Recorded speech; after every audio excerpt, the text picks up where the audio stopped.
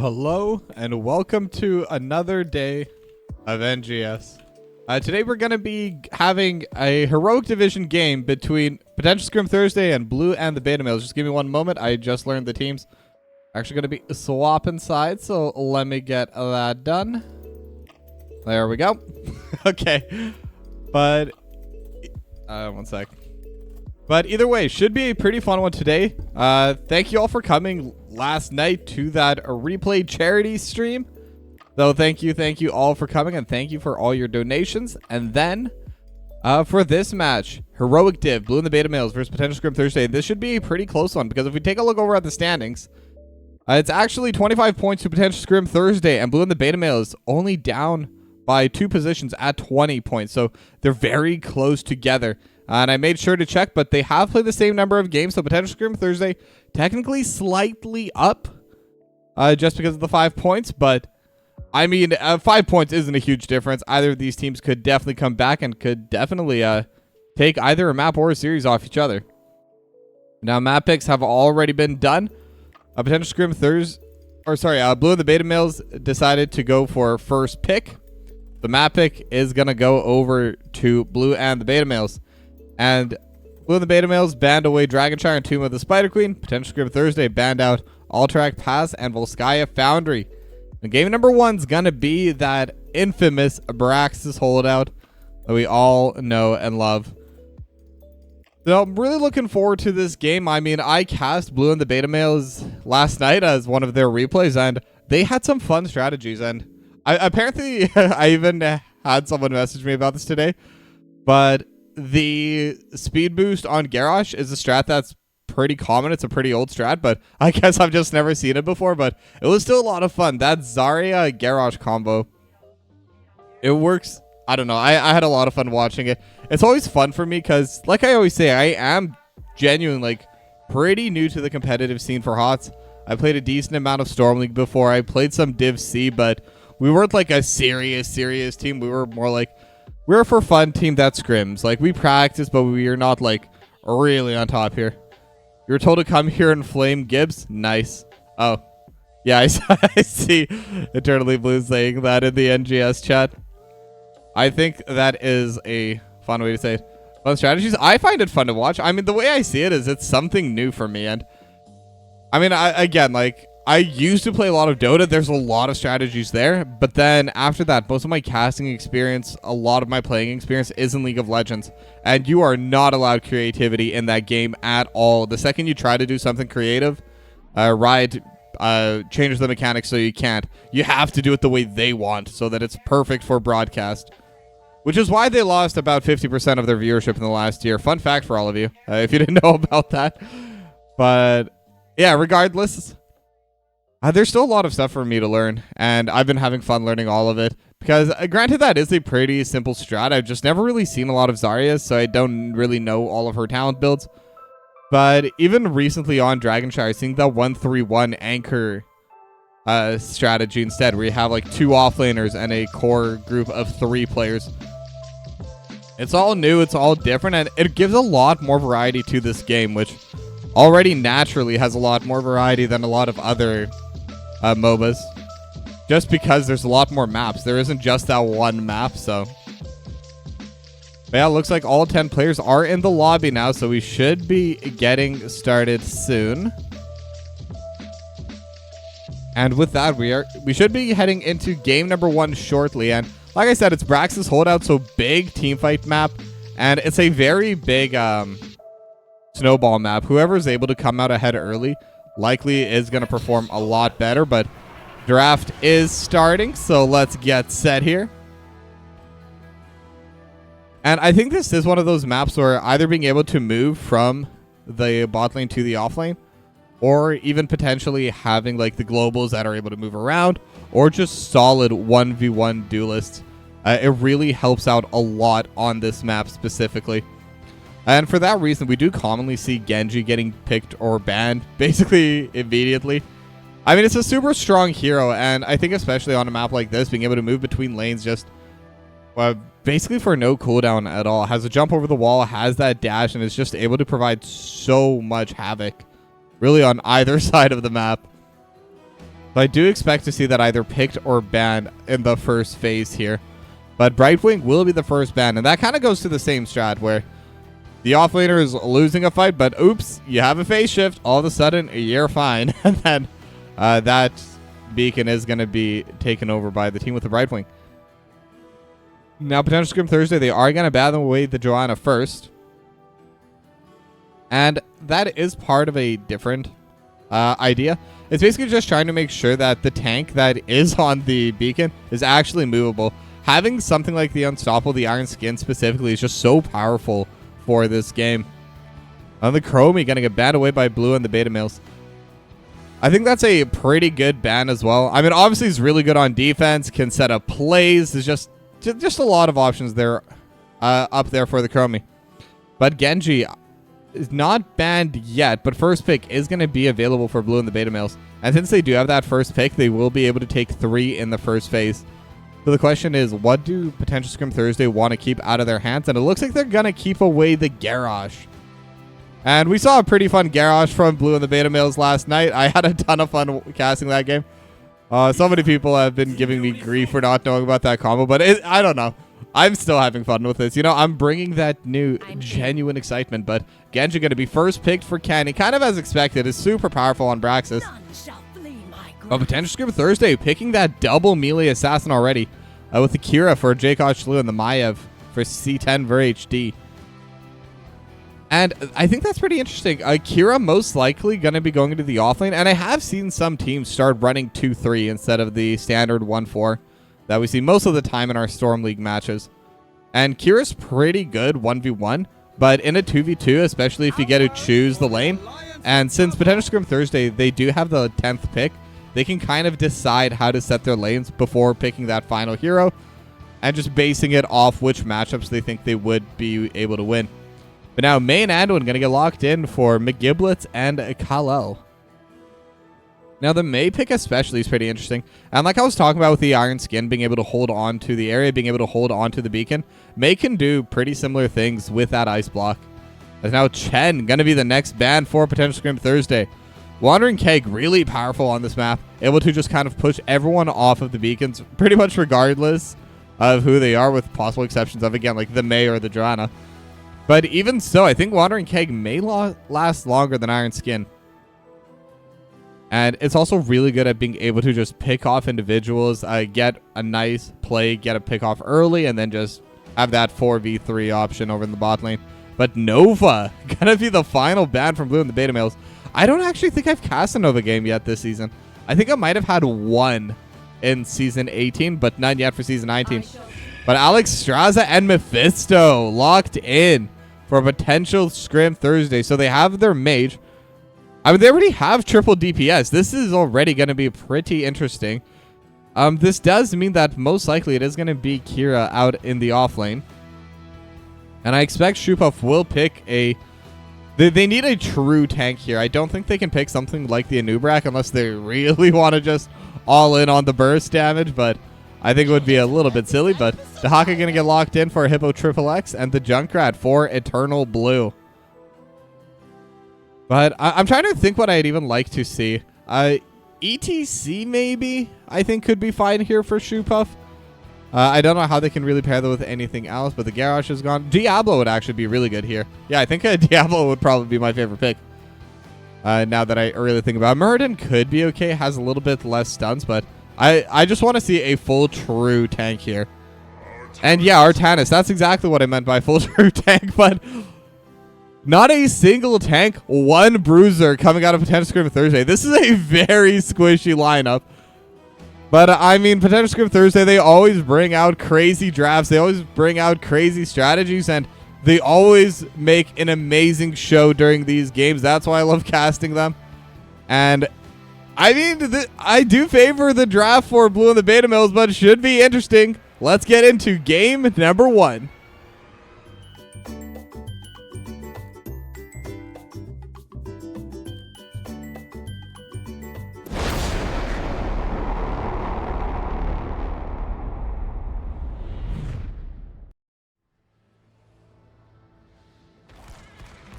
All right, and Brax's holdout, Blue and the Beta Male versus Potential Scrim Thursday. And very, very unique draft on the side of Potential Scrim Thursday. I barely see Alex Strazas ever.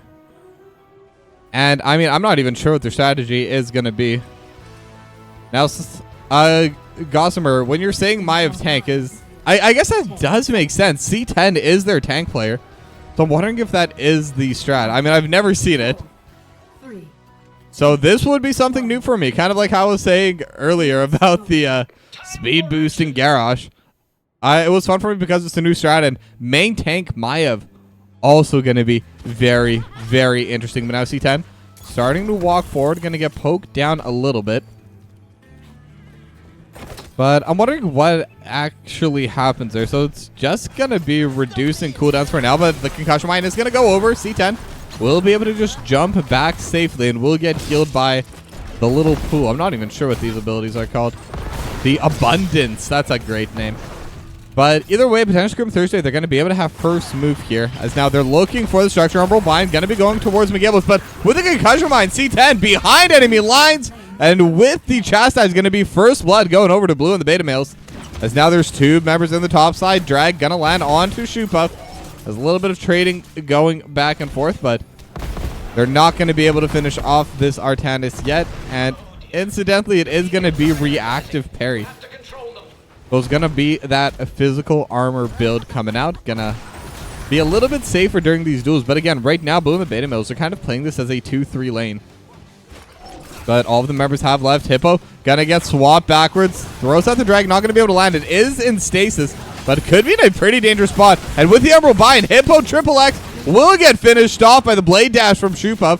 So that will be that 1-for-1 overall trade on the map. As McGiblets going to be pushing in the bot lane while Eternal Blue and Kal-El, they're looking to take down the siege camp. J-Kosh Lu looking to contest onto it. Same with AoE rules. And now they're looking towards J-Kosh Lu. J-Kosh Lu may have gone a little bit too far, starting to take a lot of damage. But Carnage onto Kal-El, and the healing is coming through. Chastise, though, with the drag. It will be 1 kill going over to Blue and the Beta Males, and they're looking for more. C10 going to be able to jump over the wall, but so can Canny. And Canny's still chasing on with those Shuriken, but not going to continue. Now it's Jägermeister, the next target, and it is the Alex Straza. Not a lot of healing, and the drag will land, so that's going to be a guaranteed kill going over.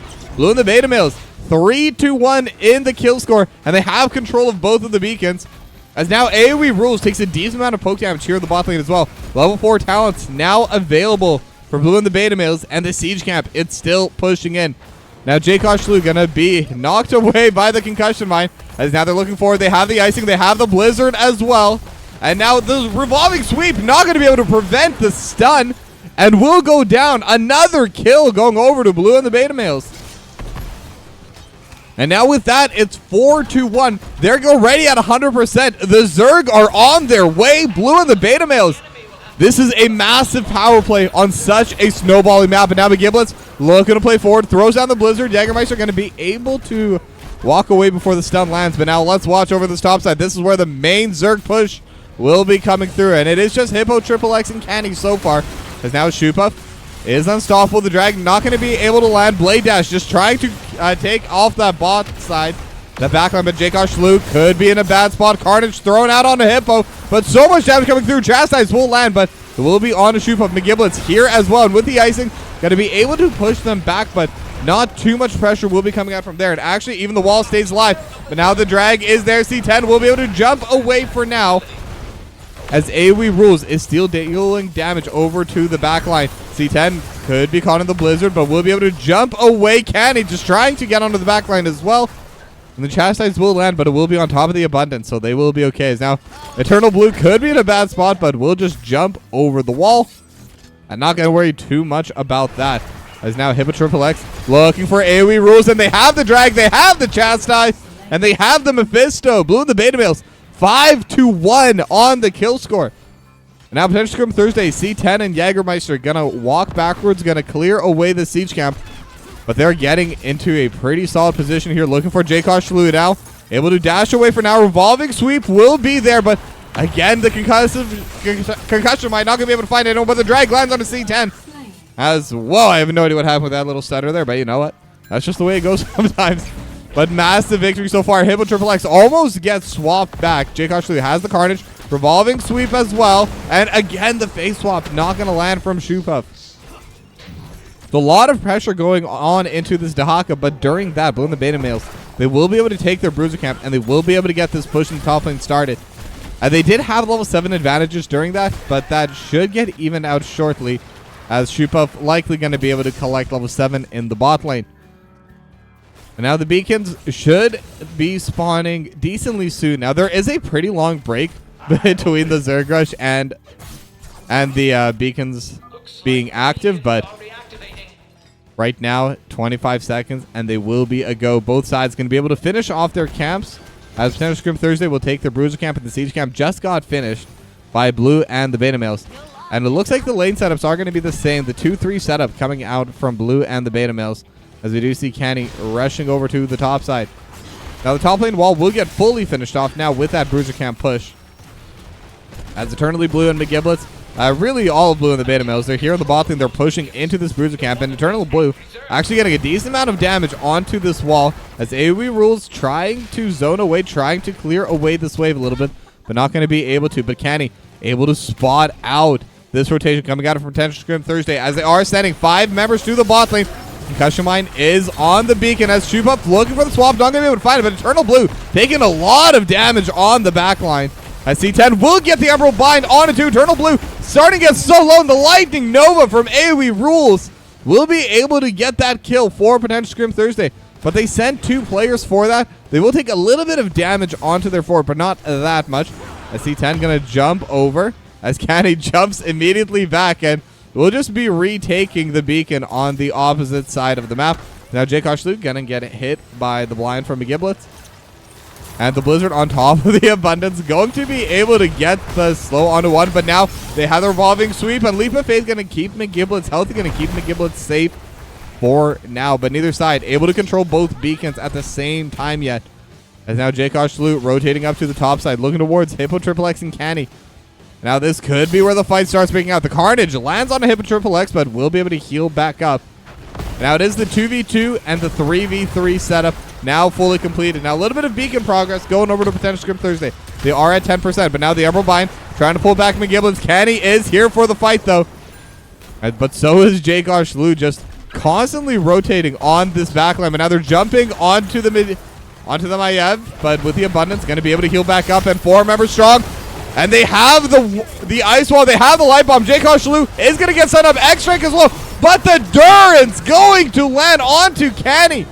And now Kal-El could be in a bad spot as well. AoE rules looking to chase onto that kill, but Eternal Blue still chasing with C10 as McGiblet's trying to hold on to the zone. And now they have the isolation. The Abundance, though, is going to be able to come through. And now Jaykosh Shalou with the Revolving Sweep gonna get deflected by the Stasis. But now Kal-El gonna get thrown into the back line. Gotta go down, and McGiblet's trying to run away with 150 HP. And again, Potential Scrim Thursday, they're always able to make the team fights work in their favor. And now they're going to have control of both beacons. They are gaining their progress, but Blue and the beta males, they did get up to 48% during those fights. Now level 10s are available for both sides, as a containment disc going to get dodged away by Kenny. But interestingly enough, it is going to be that Purifier Beam coming out of Shoepuff. Not going to be that suppression pulse that we normally see. But now the face swap looking for Eternal Blue. Kenny going to be able to find it, but just a little bit of damage. Revolving Sweep not going to land on a Kenny either.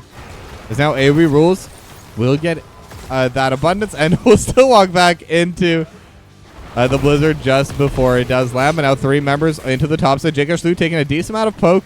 Riptire just going to be used to push out the wave. I think it got thrown out for a different reason, but if you're not able to land the damage, you may as well get that lane pressure. As now 4 members strong. Potential Scrim Thursday looking for the bot lane. And now Jake Arslu looking for a Hippo Triple X. Kenny is here as well. Containment disc will land onto McGiblets with the silence as well. And now the drag still not going to be coming out yet. And once again, Potential Scrim Thursday, they're going to be able to retake both beacons, but both sides are going to have very large Zerg waves coming in as now C10 going to get stunned into the Blizzard, but the fight's on the other side, and the Durance lands into the back line, but Kal-El is going to be okay. They're trying to trade on to C10, and C10 starting to get low, has the Emerald Bind, but Canny just dashes through it, and AoE Rules starting to get low as well, and a couple more autos will be able to get that team fight back. It's a 2-0 in favor of Blue and the Beta Males, but right now the Zerg still pushing in their off lane, and they have 3 defending on this side. But now Ice Block going to get used by McGiblets, just trying to buy some time, as it looks like both sides will be just trading out onto these forts. And now Kenny just going to be dropping in, going to be able to clear one away, as all of the frontline Zerg are going to get deleted, and it's just going to be the Guardians left. But Jake Arslu looking for the backline, revolving sweep onto Kal-El. And Kal-El going to be in a bad spot. Chastise is there, trying to buy some time. Flash heal as well. And now the Blizzard over top. Kal-El still alive, and the Divine Star not going to be able to heal enough. But still, 5 members down here for Potential Scrim Thursday. And they have the Containment Disc. They have the Silence as well. McGiblets is going to go down, and now Hippo Triple X had the revolving sweep on it, but with the stasis is able to cancel that, able to disjoint it. But still, massive push coming out from Potential Scrim Thursday. It was a trade of forts, but I mean, either way, that's still definitely a victory for Potential Scrim Thursday, as they were able to win the fight afterwards, 2-0. AoE Rule is going to be trying to clear away the last of the Guardians.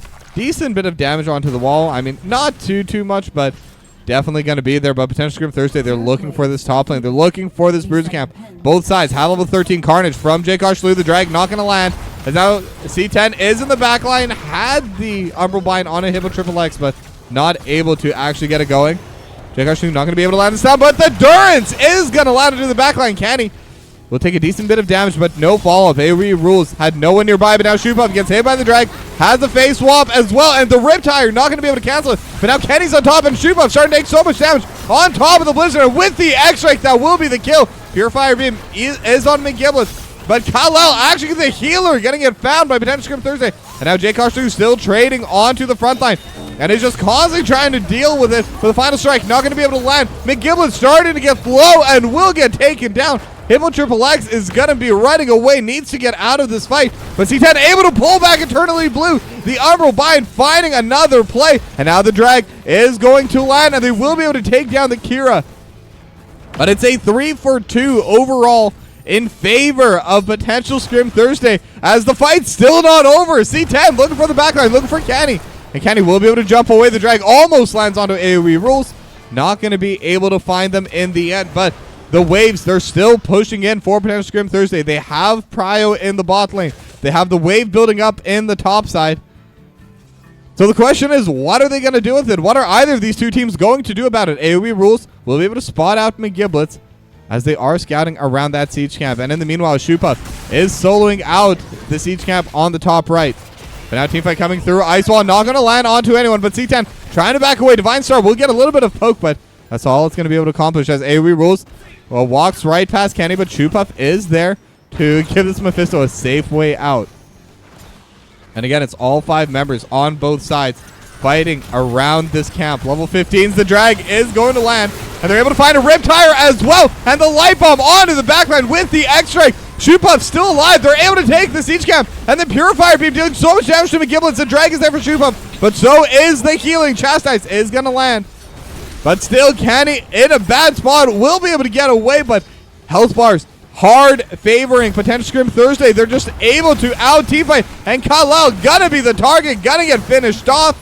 It's a 1-0, but Potential Scrim Thursday, they're just constantly playing forward. They're constantly playing aggro, and it's working wonders for them now. They were behind for a good chunk of the game, but level 16 talent advantage is now going to be available for them, as they are going to start fighting over these beacons. And now Face Swap will be there. Kenny just trying to buy a little bit of time. Same with McGiblets, just letting the team push out the lanes, letting the team respawn without losing too much beacon progress. But Jake Arslu looking for the backline, looking for McGiblets, not going to be able to find the pull, as our revolving sweep will be there, and with the Blizzard not going to be able to land onto Jake Arslu. And Shoopuf will have the face swap, but the icing Gonna be able to buy a little bit of time. Final strike might have actually been enough damage. And McGiblett's with the carnage. Eternal Blue gonna follow.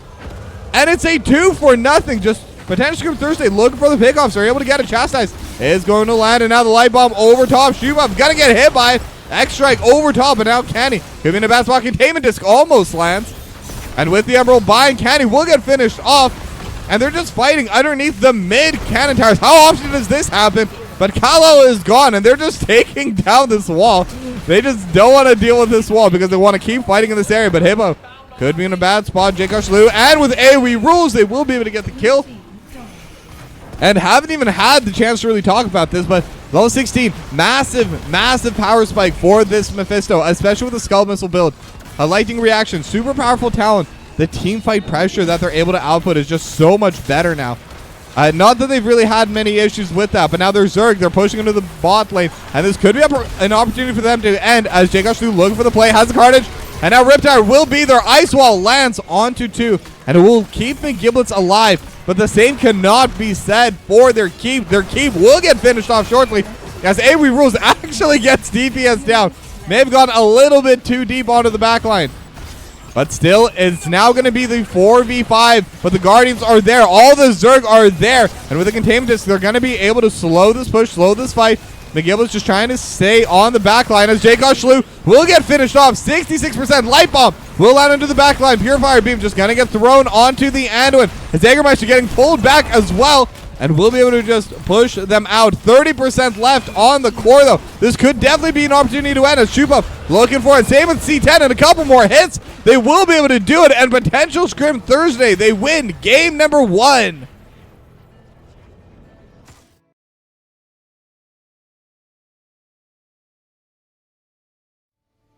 Oh, if anyone ever asks me why Brax's Holdout is one of my favorite maps, games like this are why.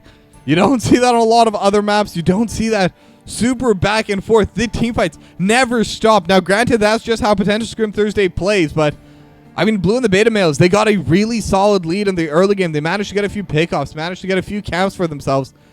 And with that, they were able to take the lead, but Potential Scrim Thursday, first, they were able to tie it back just through macro play, trading the top fort for their own bottom fort. They had really good defense on that first set of Zerg that Blue and the Beta Males got hands down in their favor.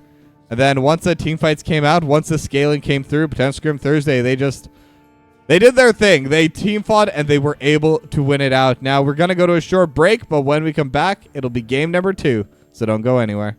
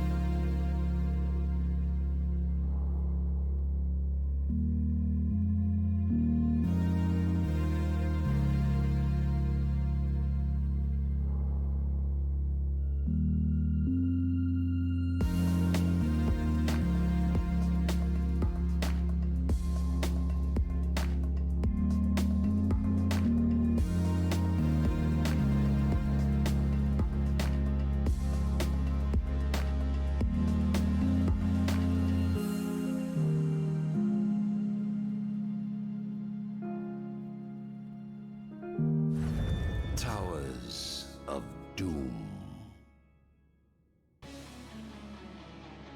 All right, welcome back, everyone, and welcome to map number 2, Towers of Doom. Let me get those predictions going.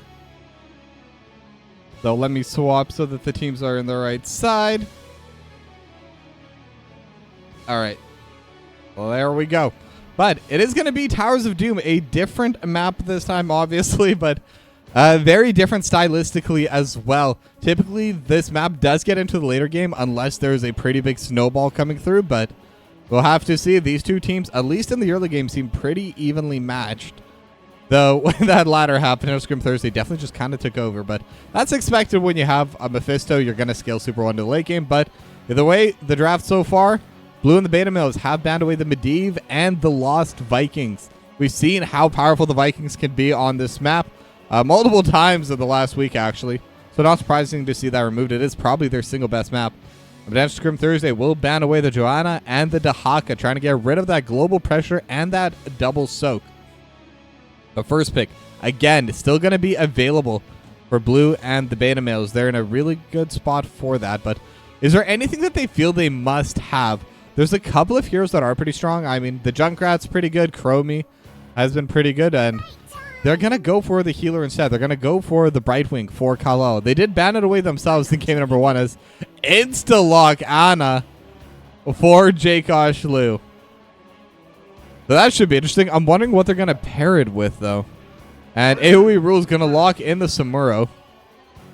So again, potential Scrim Thursday just going to be running an absolute degen draft. I guess that's the best way to put it. I mean, it's clearly working for them, and it's really fun to watch. Just having all these different styles. They're just whipping out whatever they think is going to be the most fun to play. At least that's how it looks like from my end. But I mean, it's working. Can't really say anything about that.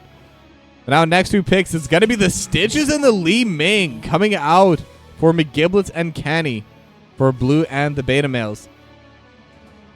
Now, with the Stitches, that is going to change things. I mean, if they're able to land the hook even on one time during a team fight, like if they're able to pick off Jakosh Lu, it makes the rest of the fight so much more difficult for potential Scrim Thursday and potentially even impossible. So I really like that pick. It's also going to be able to interrupt really well onto the altars when they are going to be channeling those. But the ban's going to be coming through for the second phase. Potential Scrim Thursday going to ban away the Chen once again. And the Anubrak will be banned by Blue and the Beta Males. Now, I'm not really sure what's typically paired with Ana.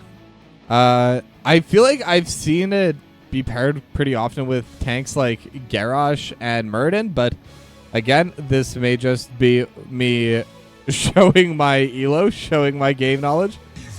But Abathur locked in for Jägermeister. Now, this is a hero I've definitely never casted, ever.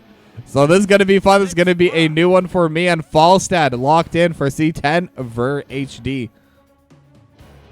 And now that's interesting to me because C10, typically the tank player for potential Scrim Thursday, was on that Maiev tank in game number 1. Now, I'm feeling safe that even potential Scrim Thursday likely not going to be playing the Falstad main tank. And Gossamer says Samuro tank this time, and they were right in game 1. I have no reason not to trust them as spam call. Let me get rid of that. But Hogger going to get locked in for Eternal Blue, and Blaze going to get locked in for Hippo Triple X, and it will be the Diablo going in for Shoepuff. Now, part of me expects to see some of this stuff traded around, maybe. Who even knows? This whole draft is just so interesting to me. But with that, before we head into game 2, quick shout out to today's sponsor, Legend of Mushroom. It's an idle RPG game. Click the panel down below or exclamation mushroom in chat. And here's a little more from them.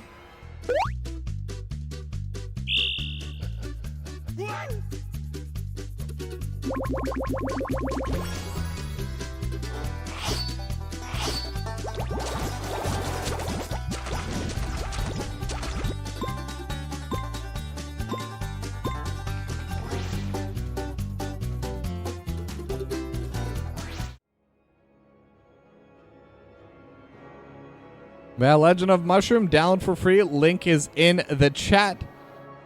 and in the panel down below. And just by installing the game, and even if you choose to delete it right after, you are helping support this stream and helping support me bring more and better content over to you.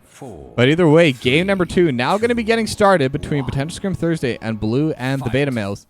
Now, obviously, Blue and the Beta Males going to be on left side. They did swap over when they started the series. As now it will be the teleport first for Kenny. As now they do land the hook, but it is going to be on Shoopuf, on the Diablo. And they have so many walls, so much damage just over top. Shoopuf going to be able to dash away because of Eternally Blue. And now AoE Rules taking a little bit of poke damage as well. But Phase Shift coming in for Hippo. They're looking for a stun. C10 actually taking a lot of damage, but not going to get finished off here. As now the Hog Wild from Eternal Blue going to be able to buy a little bit of time. Another hook lands onto Shoopuf. And now with the wall, they're looking for Shoopuf, but gonna be able to dash away with that shadow charge. But now either way, Blue and the Beta Males, they're gonna have first move in this bot lane. Eternal Blue gonna be able to get the hook onto Jakosh, and Jakosh will go down. So that's the scary part about playing into the stitches. One hook can change everything. But now C10 pushing in topside into Hippo. Could be in a dangerous spot. But Blue and the Beta Males, again, they're taking the first blood, and they're looking to transition that into a camp steal as well. They're looking for this Sapper camp as Eternal Blue and Kal-El, and just really the entire forecourt in this bot lane. They will be able to finish off, but can they hold on to it? Polymorph is going to land onto Shoopuf. Jakosh just healing as much as possible, as C10 actually goes down in the meanwhile, and now Shoopuf getting stunned up into the wall, just bit by bit. The damage is coming through, and with the Shadow Charge and with the Dynamite will go down. Blue and the Beta Males gonna be able to trade back as Kal-El even able to back away, dodges away on that sleep dart. And in the meanwhile, we saw the Sapper Camp hit onto the wall just slightly off screen. And AoE Rules and Jakosh still playing on the backline, but Kenny and Eternally Blue chasing onto this Ana. Just a few more autos, has the DPS, but the sleeping dart is gonna be able to come out. And that looked like a 3v4, but let's not forget, Jägermeister playing on that Abathur. So they did have that extra little bit of DPS, that extra little bit of shielding coming out. So Shoopuf was tankier than they seemed. But either way, it's going to be a 3-4-0, and the top can tower going down as Jakosh getting hooked again. And now with the Dynamite, not going to be able to chase on a Jakosh this time around, but could be a pretty big play next time once that hook is back up. They're still pushing out the lane for Blue and the Beta Males as AoE Rules just kind of jumping between characters. We'll get hit by the hook actually, but again, not really going to matter. Samuro's super difficult to lock down, and they don't really have that much lockdown yet. I think it does get a little bit easier with level 10, but even so, a staggering blow will land just to push them off of Eternal Blue, taking a decent amount of damage. And now Phase Shift will be coming through. Eternal Blue will be healthy once again. But in the meanwhile, the altars have spawned. Jägermeister going to be able to take one. C10 has to dash away. Or sorry, Hippo Triple X has to dash away because of C10. But now the fight is happening over in this bot lane. Jakosh getting run down by McGiblets. Arcane Orb as well. And the Sleeping Dart lands on it too. And now Ken and Kal-El starting to get pushed down in this back line. As there's a bit of trading. Hippo Triple X versus C10. But it does have the hat coming from the Samuro. There's just fights on both fronts. The hook almost lands on a Jakosh and now Shoopuf trying to get into the fight. But will get the hat now. And Eternal Blue gets thrown into the back line. Hog Wild just dealing a little bit of damage to AoE Rules. But not going to be able to trade it too much as C10 dashes over the wall into the bell tower and will go down. So Kal-El will be rotating up, trying to get that fight going, as Kal-El could also be in a bad spot as AoE Rules trying to jump there. But the fight for this bottom altar is still going on. 36-36 for both these two teams. And it looks like for now, Potential Scrim Thursday, they have taken control. They have the stun, trying to block it. And with the overpower, Jakosh will be able to get the turn in. So that will be 36-32 in favor of Potential Scrim Thursday. However, the level 7 talents are currently up in favor of Blue and the Beta Males, but that's never stopped Potential Scrim Thursday before. They're going in. They have the level 7s now as they look for this steal. Candy dealing a lot of damage to C10 and the Dynamite over top, but it will still be a stolen camp. And with all of their wall up, it should be able to immediately land, and that will be their top cannon tower going down on the side of Blue and the Beta Males. Now the Hog Wild going to be used just to help clear this wave. But Hippo Triple X got the entire wall in the top side during all that. But again, C10 there with the lightning rod dealing quite a bit of damage. As a hook from a Giblet's going to be able to take down the Ana. I assume that was a hook landing anyway, as the other hook going to get blocked by one of the minions. As Avery Rules actually taking a decent amount of damage, trying to get back to safety, but Shoopuf is there, gets hit with the overpower. Has the hat though, and that does provide quite a bit of safety at the moment. But now again, the siege camp, each side trying to steal it from the other. The Hog Wild buying a lot of time, but now Shoopuf trading with Eternal Blue, but Canny is going to be the one getting jumped upon, so they will lose Lily Mig for the rest of this fight. And now they have the hook. Shoopuf will get pulled back. Jakeoshlu just holding on to the point, and with the Hog Wild might not be able to continue. AV Rules will go down, and Eternal Blue will get healed back up with the phase shift, and now they're still trading. The Fire Stomp is there. Now Shoopuf just holding on, but so is McGiblet, so is him with Triple X. But it does seem like right now it should be favoring onto Potential Scrim Thursday, but I'm wrong. Jakeoshlu gets taken out of the back line, and it's just constant trading. Neither side able to take control. But right now, okay, Potential Scrim Thursday will get the camp and will be able to get the trade, and now they're looking for more. C10 on to Kalel. Kalel in a bad spot, but Canny has been able to reset and get back into the fight. Now they still have the hat from the Abathur. C10 is jumping onto the back line by Canny with the teleport burst, able to get it, but Kalel traded immediately back. And welcome everyone from the Sonar Fungus raid. Came in during the middle of that team fight, but we are in the heroic div. Blue and the Beta Males versus Potential Scrim Thursday. Game 2 right now, and pretty interesting draft coming out. We got an Abathur from Potential Scrim Thursday, and they've been able to win quite a few fights because of it so far. They will get the first altar, but the bottom altar is still available. So now the next set of fights will be coming through here. DH McGiblet's gonna start channeling, but Jakeoshlu is there with the sleep dart. Shoopuf has the fire stomp as well. And the Hog Wild just gonna be used for safety as the hook almost lands onto Jakeoshlu again, but not gonna be able to this time around. And they have a lot of cancels right now on the side of Blue and the Beta Males. They do have Canny with all the rage that you get from Li Ming. They have the hook. And now the Hog Wild as well, looking for Jakeoshlu. Hippo Triple X are on top of Jakeoshlu, and with the shockwave, they're going to be able to take down the healer. So now this is going to be a much more difficult fight. They have the hook on a Jägermeister, but C10 actually going to try to use the, I don't even remember, the Hinterland Blast, but not going to be able to. C10 gets caught into the altar, but Shoopuf still takes it. And now it is going to be 2-0 so far. Jägermeister, that wasn't even the true Jägermeister. That was the ultimate evolution coming through. But massive team fight and one team fight by Blue and the Beta Males. But Potential Scrim Thursday, they're the ones that got the objective. However, this does open up this bot lane for the push. The wall will go down in its entirety as Potential Scrim, or as Blue and the Beta Males will be able to back away and take their siege camp. Now, the top lane siege camp is going to get taken down by the Samura of AoE Rules. And C10 looking to once again just get in Hippo's way. Has the lightning rod, and this is lightning rod build, by the way. So C10 is building exactly the way they're playing. Just trying to chase down this blaze, having that extra little bit of damage coming out from the hat from Jägermeister. But right now, Sleeping Dart actually going to land onto Eternal Blue. And I forgot how annoying this thing is. The mule is going to be there for the side of Potential Scrim Thursday. So this camp landing, not necessarily going to accomplish too much, as AoE Rules is going to be here as well. Trading starting to come out. Hog Wild already used, but Eternal Blue with his staggering blow will be able to buy a little bit of time. Now there's a bit of trading over the top side. Hippo versus C10, and it won't be able to land the jet propulsion, and with the bunker, going to be able to survive for a little bit longer. And we'll be able to back away. Both sides starting to get really low. And now the polymorph is there. Jet propulsion again not going to land. And the healing coming out. Look at that. The Hinterland Blast is going to land onto one, but not going to be enough to get the kill, as Kenny with the burst will be able to get that kill. Now AoE Rules is here as well.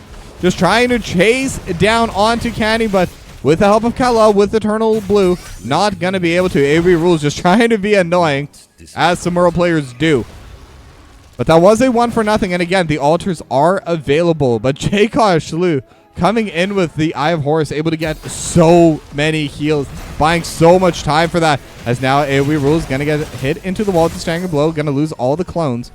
And McGiblet still looking for Jakeoshlu, will dodge away the Sleeping Dart, and will be able to get the Gorge onto Jakeoshlu. And this is a massive kill for them to get, as they are going to be able to find it, and the Ana will be going down as traded for Eternal Blue. but a healer for DPS, I think you will take that trade. Now, there are going to be the 2 Diablos right now, one from Jägermeister, one from Shoepuff. But Hippo Triple X is going to be able to cancel the fight. But Kal-El not in a great spot. Will be able to blink heal away to safety. And Jägermeister will be taken out for now. The bunker just going to be used to buy a little bit of time. Canny dealing so much damage to C10. And one more hit with 80 HP. Just needs to teleport off cooldown. But in the meanwhile, the fight is still going on towards Shoepuff. McGiblet's going to start channeling away, but AoE rules is here. Shoepuff is here. They're all just trying to get out of the way. And again, the Eye of Horus just used for the damage, used for the heals. Hippo going to be able to land the jet propulsion. And actually will get taken down there in the backline. And Eternal Blue will land the damage, and they will take down C10. And this fight just keeps on fighting. This fight will not end. And Eternal Blue just trading with Shoepuff once again. Hook will land from McGibbles just to buy a little bit of space. And the altar is still available. Canny still getting jumped upon by rules. And with the teleport, will be able to trade back as the Samuro does go down. Now McGiblets on to Jake Oshu in the backline. Will have the Gorge, trying to bring it into the rest of the team. And with the Shockwave, not going to be able to land it in time. Sleeping Dart will buy a little bit of space. Same with the hat, going to be coming through from Jägermeister. As now Shoepuff is now going to be the focus from the team. And they have the Shadow Charge. Eternal Blue still looking for Jake Oshu, but C10 is here. And with the Lightning Rod build, is really good at chasing down. And Hinterland Blast lands onto 3. Hog Wild going to be used to buy some space. Lightning Breath as well going to be used to zone a C10, just trading with Hippo Triple X. And I forgot what it's like to take a breath because these two teams just will not stop. 14-6 so far. This altar has been up probably longer than map 1 has even taken. And now we have a short-term breather. Both teams, they're out of mana, they're out of HP. They're going to reset, get back into position. And now here we go again. McGiblet's going to get jumped on by Shoepuff. Hippo Triple X looking for the backline. Will land the Twin Stream onto Jake Oshlu. But so much space. Sleep Dart as well on the Triple X. They have the hook almost on the AoE rules. Hinterland Blast going out over the top as well. And now C10 goes in immediately. Jet Propulsion will be able to buy some space. So the Lightning Rod is going to get removed here. But AoE rules, they should have bought enough space. And they will be able to get the 4 damage onto the core. And again, these fights are close. And Blue and the Beta Males, overall, they're able to get more kills. But it doesn't matter because Potential Scrim Thursday, they've gotten pretty much every single one of these altars so far. 36-20. They're at the halfway point. As now AoE rules, they will be able to steal the objective. The hook almost lands on Jake Oshlu, but now Canny is getting targeted, and they're looking for more. Hippo Triple X also almost gets taken down. 62 stacks, by the way, on Dishonorable Discharge. So much bonus damage. And now, in the meanwhile, Eternal Blue is still getting run down by C10, and like, I think the Lightning Rod build has very few use cases, but this is clearly one of them. It's working out wonderfully as AoE rules looking for the backline. The hook is going to be able to land, and they do have the Shockwave as well, and the Gorge. They are looking for the Samuro. And now onto the tunnel, but not will be able to back away. And now Hippo Triple X is trying to stand on top of it. Jake Arshu, Lightning Breath coming through, and now C10 is here as well. As Hippo still looking for Jake Arshu. Twin Stream is there. As now we are splitting up the fight into 2 sides, but Hippo Triple X may have gone a little bit too far. Jet Propulsion will land, and Shoepuff starting to get low, but again, the Eye of Horus, but will not be able to save. AoE rules with that, and the hook onto Jake Arshu will be able to be a 2 for nothing. As now Shoepuff still alive. Hinterland Blast lands on multiple members, and with the hat, don't forget Shoepuff can be quite tanky. As now they're able to stun, they're able to land the hook. Shoepuff was still alive and is still surviving, trading 1 for 1. C10 still alive. McGiblets looking to tank, out of mana though, but does have the hat from Jägermeister. But this should be the bottom bell tower finally going the way of Blue and the Beta Males. Just need a couple more hits, and they do have Canny, but starting to get low on mana. That's where stuff gets difficult, but they do need to finish it off. The Mule is available, and there it is coming down. They need to be able to finish this off soon, and the Mule will get taken down immediately, and they have the bottom bell tower. Blue and the Beta Males, they were able to take a structure into the Avatar. I always forget that hero's name. That's how often I see him in these competitive games, but now AoE rules. Jumping onto Eternal Blue. Not going to be able to find it, but the waves, they're pushed in. Middle wall gone. Top bell tower with a double wave pushing into it. It's a pretty dangerous spot for Blue and the Beta Males, but they have control of the bot lane, at least for now. but the question is, can they maintain it? Because right now, Potential Scrim Thursday, they have full control of this bottom lane, and they're already taking it down to half HP. Kenny gonna start pushing out for now. They have to tank the hook. Not gonna be able to land. AoE rules and Chupov, they're still looking for this. They have the stomp. But again, they should be able to take it for themselves. So the bottom bell tower immediately gonna get traded back. Gorge is there, but it's on to Chupov's Diablo. Not the target they're looking for. Hinterland Blast will be able to take down McGiblets, and now Eternal Blue may have gone a little bit too far as well, trying to buy some time, but Shadow Charge into the wall. It's a 2-for-0.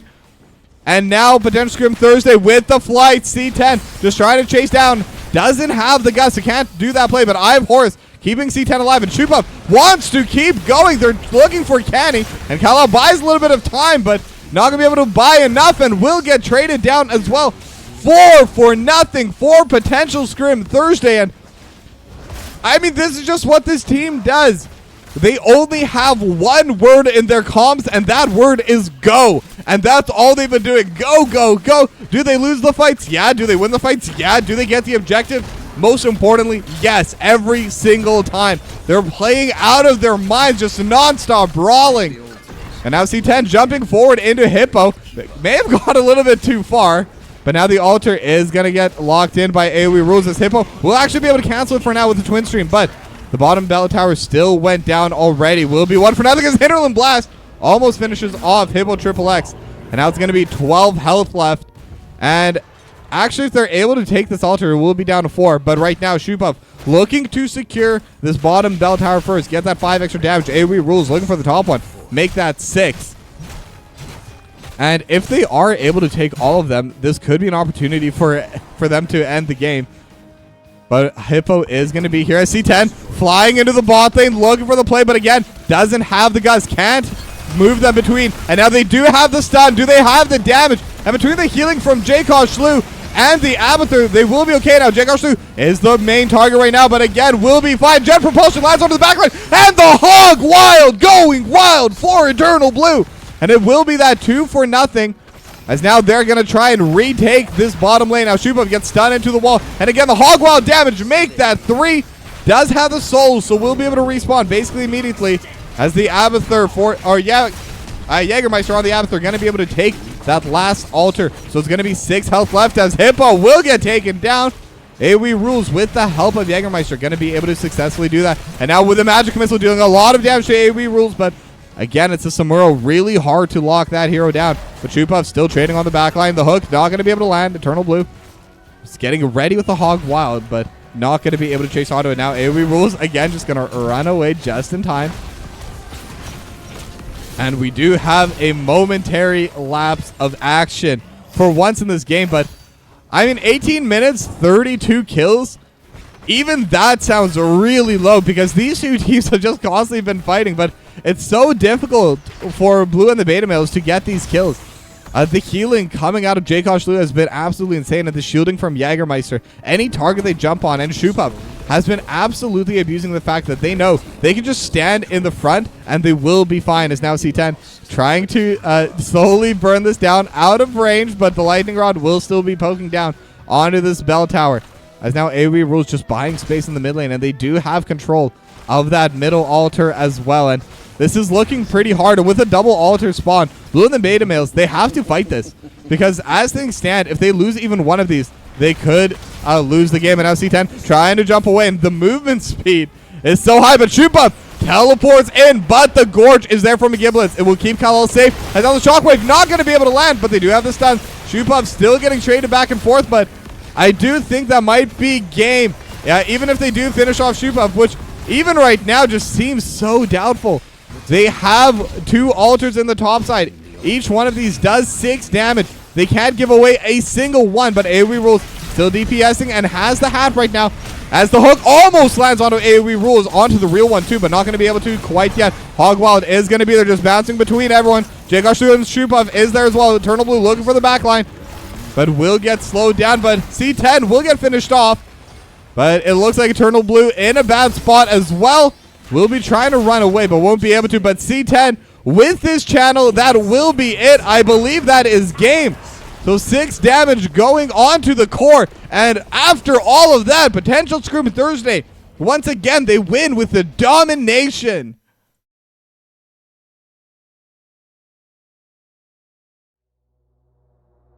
Yeah, I'm not even going to bother trying to really analyze that because all that was is it's just team fight after team fight after team fight. And potential Scrim Thursday, I think they played excruciatingly well with the comp that they drafted for themselves. Shoepuff especially had so much confidence on that Diablo and knew that Jaykosh Lu was going to be able to land the heals, that Jägermeister was going to be able to bring out the hat. And I mean, look at the self-healing coming out from Shoepuff. 52k. Almost the same amount of self-healing as total healing coming out from Jaykosh Lu. Like, that's an absolutely insane number. And Kal-El, I mean, I got to give credit to Blue and the Beta Males too. Like, I think at this point, everyone knows Potential Scrim Thursday, they are so difficult to out-team fight. But Blue and the Beta Males, they gave my run for their money. They were constantly brawling. They were able to match that aggression. But Potential Scrim Thursday were just able to eke out on top of that. And were able to take the game. Now I'm going to try and get an interview. Good chance they're going to bring their... I'm trying to remember their press secretary, but we'll see. Da-da-da.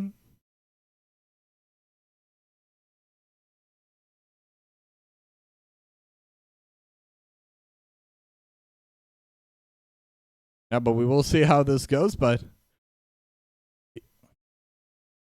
Hello, Hey, hello? how's it going? Pretty good, pretty good. How are you? I'm doing great. How are you? I'm doing fantastic, but for everyone in chat, I am joined here by the press secretary of Potential Scrim Thursday, Mundane Zebra. And, I mean, tell me about those drafts you played today, because they were very different from the norm.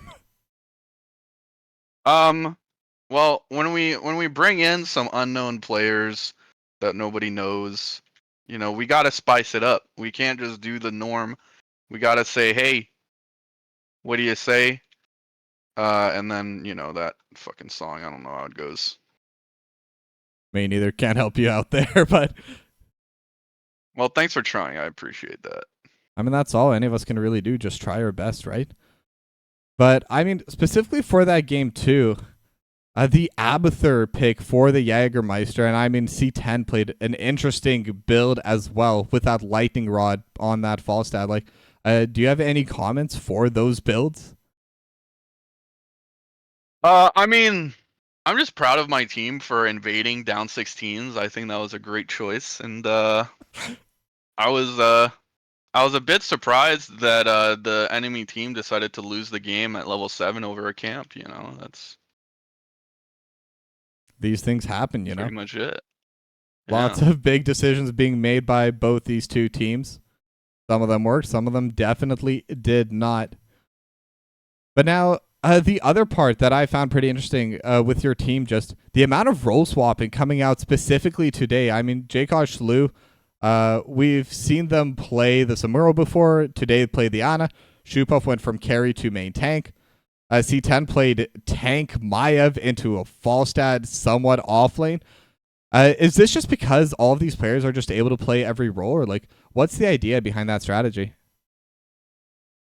It's just you know, Bob tells us what to do. And I'm just really proud of the way he played today. I mean, fantastic words, but what if someone wants to do something that Bob didn't ask for? What would be the consequences of that? I don't think you would see them the next day. Oh, okay. Well, I'll make sure that if Bob ever tells me to do something, I'll be on top of that as well. And this goes for everyone in chat as well. Listen to Bob. Yeah. But yeah, with that, playoff run definitely looking likely. I believe already mathematically guaranteed. But, I mean, I ask you every single time about the playoffs because every single time your team plays, you win. So, I mean, really not much to say there. Already at 29 points, 1 point behind third place. But, yeah, I guess I'm not going to bother asking about playoffs. I do that every single time. But any final words from you, Mundane Zebra? Just excited for playoffs. Proud of Bob.